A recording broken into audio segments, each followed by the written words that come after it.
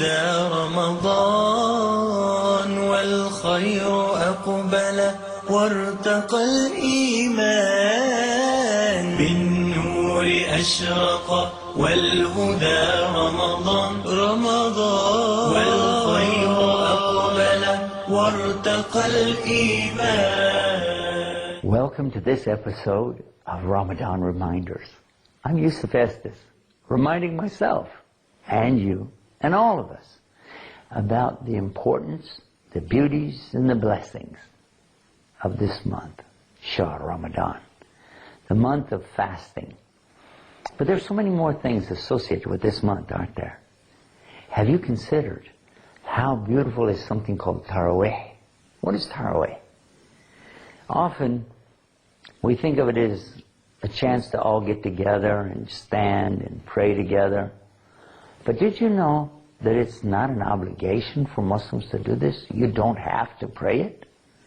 Some Muslims are of the notion, they have this idea that this month is the only time they really need to pray. They don't worry about their prayers in the rest of the year. In fact, even in Ramadan, they don't worry too much about their regular prayers. They just make sure they pray the Taraweeh. Now, Taraweeh is something that is done after the last Salah, the very last Salah of the night. Then we begin our Taraweeh. So, Isha, the last prayer of night, is completed, and then the Imam begins to lead what is considered Nafla. It's not obligation, but it's very nice. It has great rewards with it, no doubt. But it is not an obligation. It is something that if a person never did it ever in their whole life, they would be missing a lot. But they could still be a good Muslim and still go to paradise. On the other hand, the real Salah, that's an obligation on us. Even if a person did the Taraweeh every single year, but they left out the other prayers, or didn't take care of them properly, this could be a huge problem on the Day of Judgment. And there would be no guarantee that they'd be going to the paradise. So let's be careful to take care of the Salah, which is obligation. The word they use in Arabic for an obligation is wajib, compulsory, or farida. These are the things which are absolutely mandatory for us to do.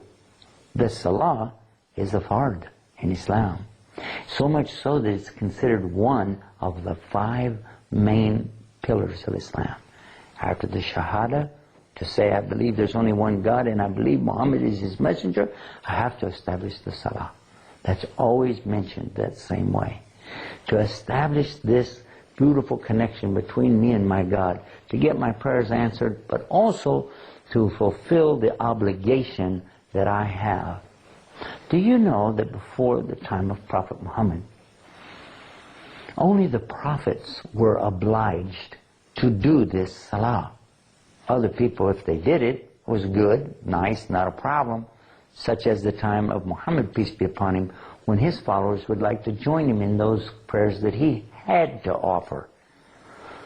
So it was never an obligation on the general public until the time of Muhammad.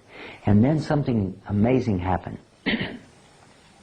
It was actually during the time that the early Muslims still lived in Mecca.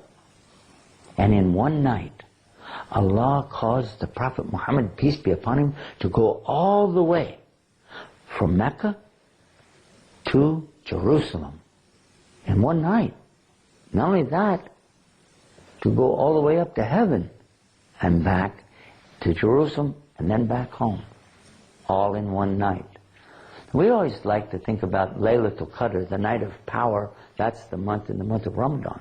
But what about that night? The night called Isra wal Miraj. This is mentioned in the Quran, by the way. If you want to read a lot about it, go to chapter 17, Al-Isra, and read about this. But for right now, I'm talking about the Salah, because it was on that occasion when the Prophet, peace be upon him, was right up by Allah. And Allah was telling him about 50 prayers a day for the believers. When Prophet Muhammad, peace be upon him, began to leave, he saw the Prophet Moses. The Prophet Moses asked him about it. He said, Allah ordered 50 salawat, prayers. He said, he'll never do it. Get him to reduce it. Prophet Muhammad asked him to reduce it. And he reduced it to 45.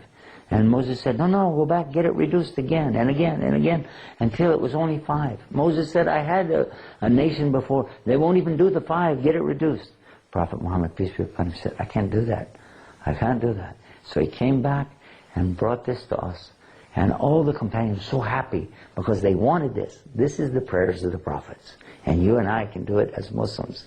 And it's our obligation. We must do this. And by the way, Allah gives you 10 times the reward for it.